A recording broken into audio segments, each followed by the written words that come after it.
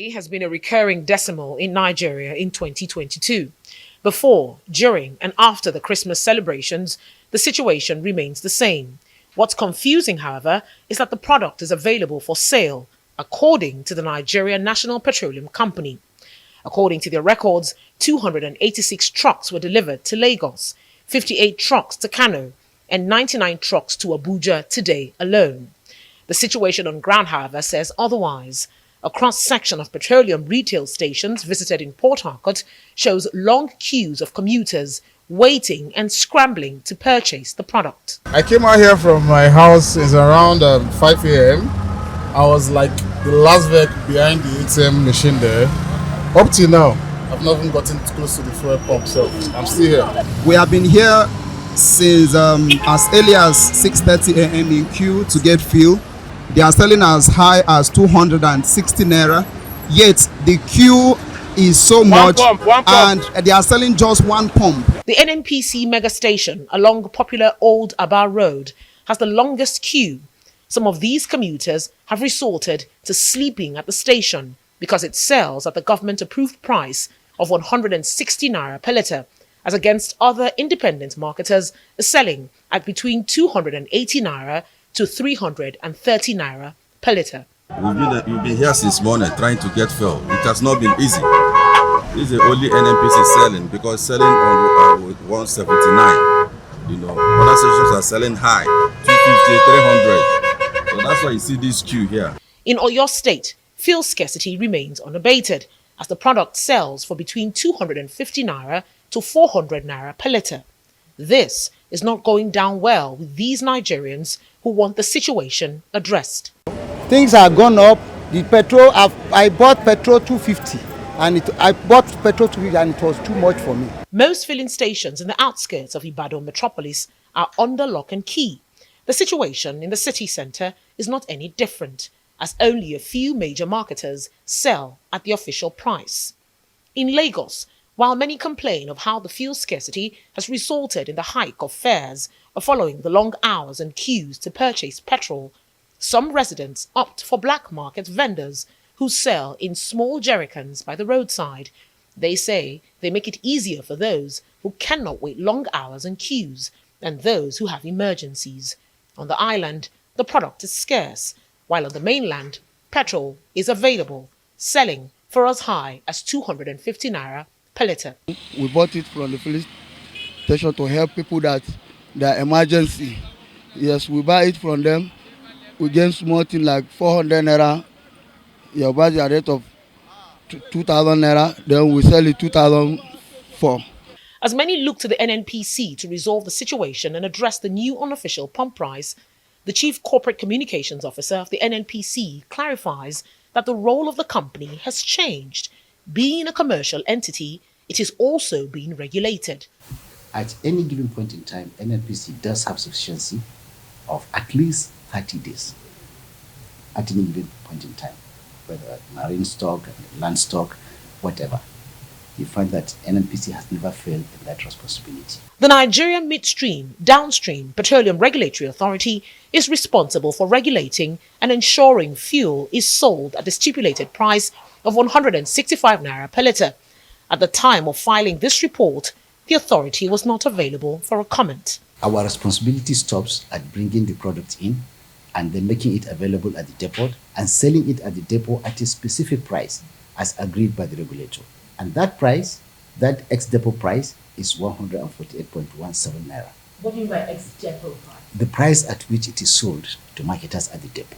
Now, from that point onwards, a lot of variables come into play that are completely out of the control and purview of the NNPC Limited. There are so many variables, so many agencies of government that are involved in overseeing that this distribution is carried out in accordance with government-approved regulations.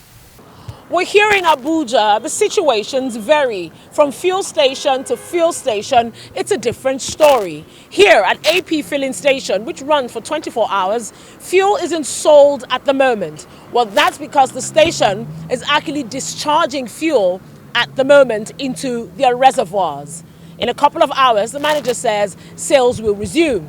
But that is not stopping the black market sellers, as you can see here, standing by to dispense fuel to vehicle owners who are not patient enough to wait for resumption of sales.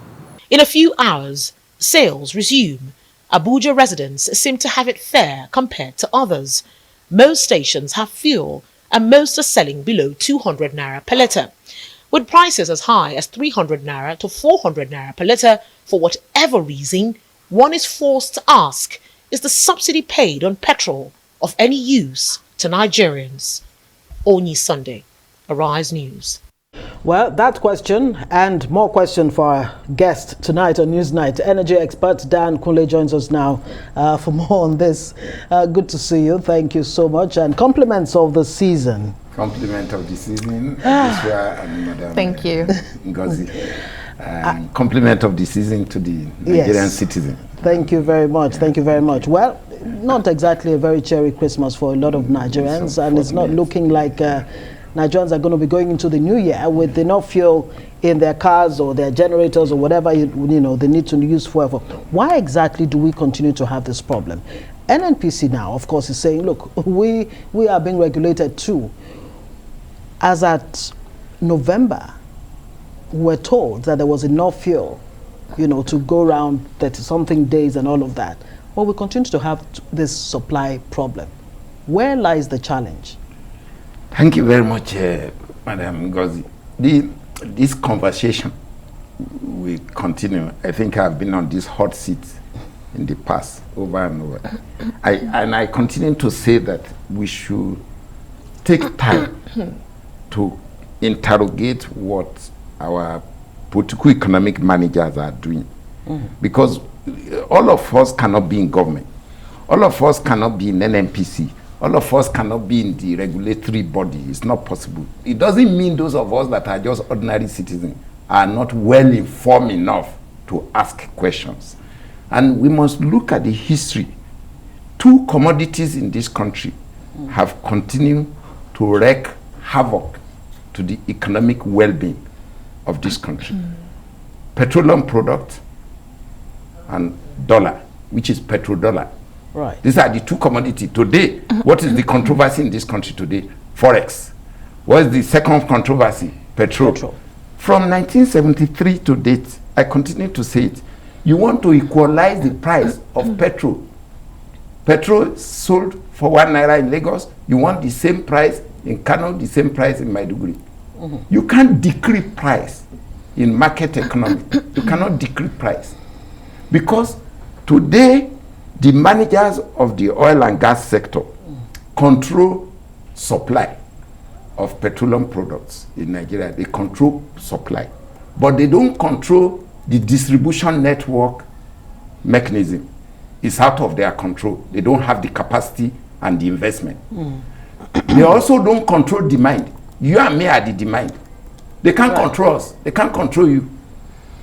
So once you cannot control demand, you cannot control the distribution mechanism.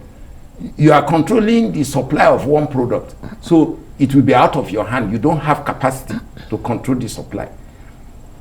And fundamentally, the reason why the managers of the oil and gas sector in Nigeria cannot control supply is because the production of crude is the main function of the supply of products. If you produce crude, if Nigeria were to be doing 3 million barrels per day now, I will give you the arithmetic. You can vote 1 million barrels of the 2 million barrels for your domestic consumption. So that means you are secure because your total refining capacity in Nigeria today, don't add Dangote refinery yet. It's just 445. 445 because Kaduna is 100 and how much? 110. What is 125? And Port Harcourt combined, the old and the new, is about 210. So that's about 445. So that means you can take your 1 million and gamble with it. You can even use your 1 million for political patronage because you have 2 million for your export and forex earning. Right. Okay. But if you increase, because your reserve is about 38 billion barrels, so if you increase production of crude oil to 4 million barrels, you can again still have your 1 million constant because your consumption at home is still around 60, 65 million with whatever figure they tell us, including even the leakages to the neighboring small countries. Right. So now, our managers of the oil and gas sector don't have control over crude production. Okay, so the function, that's why I say the product you are getting today, the white product, is a function of the crude production capacity. So, Mr. If you cannot in a increase, nutshell, are you saying that this problem boils down to lack of local production of fuel, of petrol in Nigeria? Is that what you're saying? And if that's what you're saying, great. It's a different kettle of fish. We know this challenge has always been lack of production, but this is where we are as a country. You talked about you cannot control the supply, especially in terms of how much you pay in different states. But there is the Equalization Fund that the federal government continues to pay huge sums to the marketers to ensure that Nigerians pay the same amount for petrol across the country. That's in place. We are paying huge sums for that. However, Nigerians are not getting it at the same price. We also have the NNPC that continues to say we have enough. Yes, we do not produce locally. We import this finished product, but we have enough for the country. So what exactly is it? Is it a question of sabotage? What exactly is the problem? Because we have the products here, according to the NNPC. Adeswa, it's unfortunate that every time we are in this conversation, we always don't have enough time to diagnose all the forces and the elements, the mixed variables that makes up the total package that delivers petrol to you and me. Take, for example, Hilton Hotel Abuja has AP petrol station opposite directly. All those boys you see selling petrol there, can you just quantify the man-hour, the losses to this country of those boys? They are not in school, or they have graduated from school, no work. So what type of productive base are those boys involved in now?